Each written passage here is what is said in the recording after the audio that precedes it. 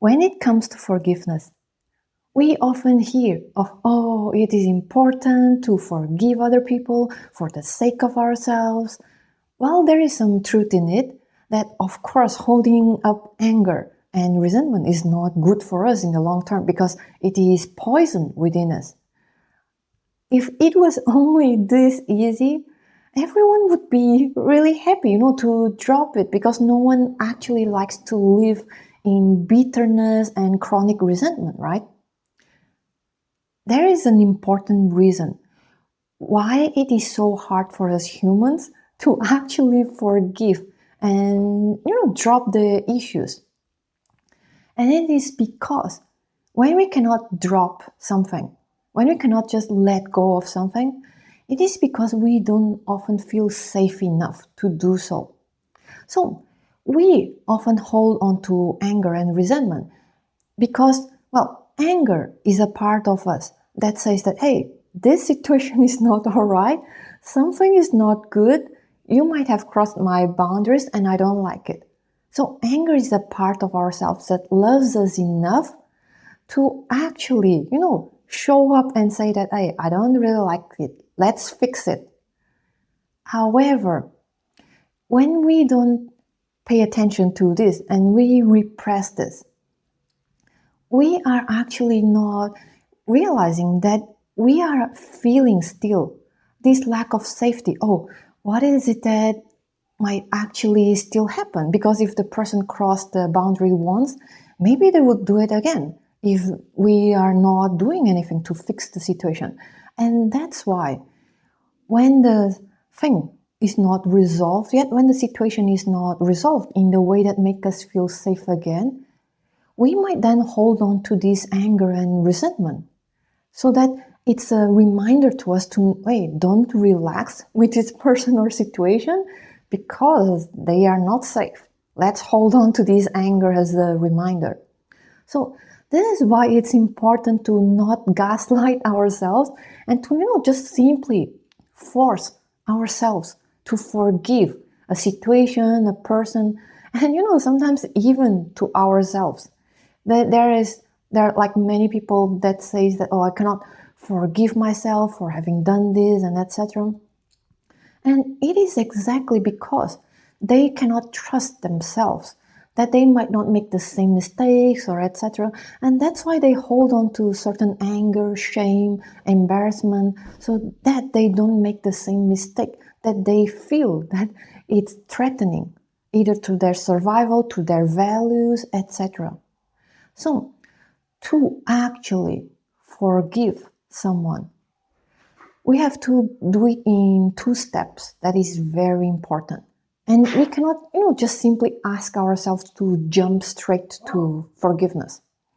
So, how this looks like is first, very important. Before we even expect other people to understand our emotions, can you actually sit and acknowledge and accept how you feel? Because so many of us, we don't even realize it, is that we are often doing this, oh, maybe I shouldn't feel this way, maybe this is bad, oh, I don't want to feel the anger anymore, repress, repress, repress. So what happens is that we are already invalidating ourselves.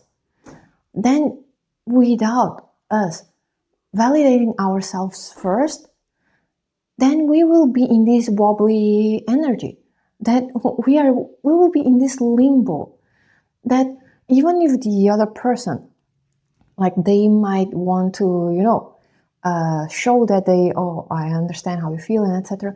You might not actually have the trust to trust them because you actually subconsciously you're telling yourself that maybe I shouldn't feel this way. Then you'll doubt. If you doubt the validity of your own feelings, you'll doubt the validity of their sincerity. So the first step is really sit with yourself. Can you sit with your anger, all that you're feeling? Can you sit with it as if this is a person next to you sitting and saying that, oh, I really hate these people, I really hate what they did, etc. Can you actually sit and be there and say to this person, like, I understand how you feel. I completely understand why you would feel this way, of why what the other person have done might trigger these feelings within you. Like, if this person have crossed your boundaries, I understand completely why you might feel this way. And even if you deep down feel that, oh, my reaction might have been too much, there is always a reason for us to feel certain way. It's just sometimes we call it irrational because we cannot rationally figure it, the logic. What was really the logic there? But everything is logical. It's just we are not aware why we feel this level of intensity. So forget the, oh, I shouldn't feel this way.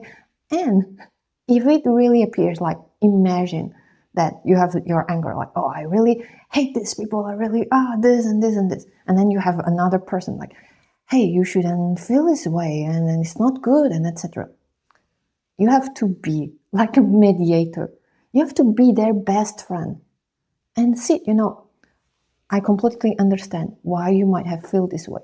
Why the other person triggers you and etc. in such an intense way. And even if I cannot understand, I know that there is a reason, and I am curious to understand more. Maybe you can share more with me. And to the other person that is repressing, telling this other person like, oh, you shouldn't feel this way. You can look at this person and say, I completely understand why you might be afraid that anger is this expressing out, because you want to protect us. You don't want to receive any punishment or consequence from the outside world. So that's why you are trying your best to, take care of things and tell anger to not show up because you just want to protect us. You have to understand all the things that are going on within you. It's actually a very sophisticated system that is trying its best to learn how to survive in this world. So that's why they are, showing up in certain ways that even if they might not seem like the best ways of or patterns, or they might even sabotage your relationships, your life at times, they are still the product of a very sophisticated system that is trying to learn over and over again what might be the best way to, ensure your safety and survival. So, the first step really is to be able to sit with all parts of your inner world and acknowledge them and accept them and embrace them as the human nature. And then have compassion with it. And if it is hard for the first time, second time, third time, 10th time, etc., have compassion that you are just trying your best to figure things out, given the circumstances, given the, the byproduct of your childhood and everything that you have experienced. And you're just trying your best to gain awareness and to learn then how to navigate through your daily life, through all these experiences. And only then, when you start to understand why you respond or react the way you react, why you feel certain things in certain ways, then the anger will slowly calm down. Because, they are just like that, we, people, and our parts, we like to feel understood, we like to feel acknowledged. And the more we try to repress them, the more angry they get. So when they finally feel that, oh, they have the safe space, because we are holding space for them to express themselves, and by expressing, you let whatever is coming up to come up and you feel them, you sit with them. Then as they express, the intensity will slowly go down and down and down because they feel seen and heard. And when you're finally embracing this part of you, then you can begin to, try to understand, okay, now I can begin to understand why is the other person doing the things that they do. Maybe they are actually going through some tough things. Maybe they had some trauma, addictions that are driving them to do certain things. And this is very important. Acknowledging and having compassion for other people doesn't mean that you don't have boundaries with them. Doesn't mean that you're just, okay, now I accept whatever they are. Forgiveness can mean, okay, I see why you have done certain things, or what might be the reasons. Maybe you have your own reasons. However, I might choose to not be in a certain relationship, situation anymore if I won't feel safe that the other person would have my best interest and care as well. So, when we forgive when we forgive and embrace parts of ourselves, like for wanting to express, for the anger, for example, to come up, and we embrace it and accept it, okay, I feel this way because there are certain reasons, and etc. And I have compassion for myself.